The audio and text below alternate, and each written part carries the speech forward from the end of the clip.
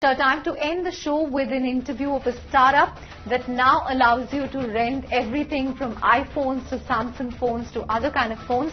We're talking about RentoMojo, which originally started by renting out furniture to home appliances to bikes. They've now expanded that category to expensive iPhones that one would otherwise think twice about buying. Rahul caught up with the founder of RentoMojo to really understand, the reason behind this new offering, how it's going to work. Let's listen in.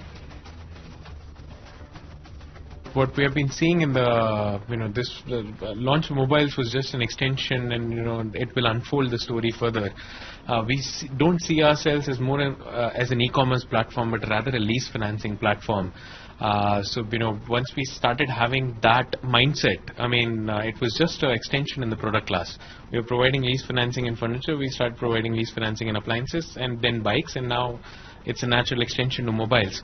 What we are seeing in the market is, with newer technologies coming in, with Samsung, Apple, and most of these brands are launching newer versions of their handsets every year, right? So, because of which the frequency of change of a mobile handset, from a consumer standpoint, has drastically reduced.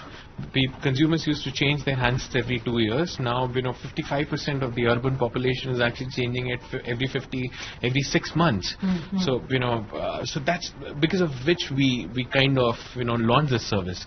That what if there's a service that lets you lease a phone for 18 months or 12 months period, which is your typical cycle to change the product, right? And then you can swap to a better version or upgrade to a better version altogether.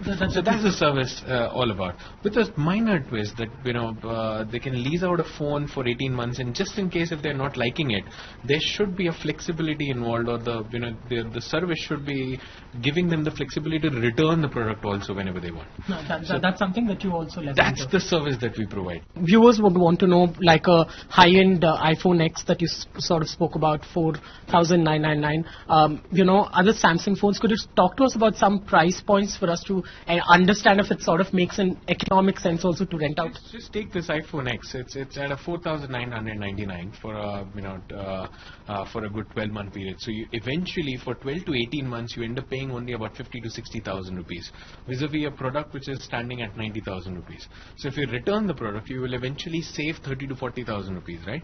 But if you want to buy the product, we take a marginal lump sum of around 40 to 50,000 rupees, and you will be able to own the product. So most of the buying mechanisms everywhere, people ask you to commit for the product then and there. If you're buying it outright, then you have to, of course, pay the entire lump sum and commit then and there. Even with EMI, it's a commitment then and there. So for 12 months or 18 months that you're signing up for, you can't retract and get out of the contract whenever you want. Although this service lets you do that. Consumers who are actually on RentoMojo, what are they after? I believe furniture would still be maximum in terms of in fact, appliances is the biggest for us. Appliances is the biggest for us. Talk to us about some consumer trends in terms of what people are preferring. So, of course, we launched appliances because consumers wanted us to launch it. When we were giving furniture, they said, if you're giving me a bed, sofa and a mattress, why not a TV, fridge, washing machine as well? Because I'm getting into the same house.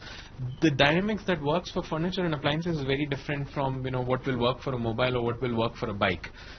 Furniture and appliances are governed by people committing to buy furniture and appliances and then dealing with the hassles of relocation or resell and so on and so forth, which is where in a solution like furniture and appliances leasing, they get the option of free maintenance and free relocation from our side.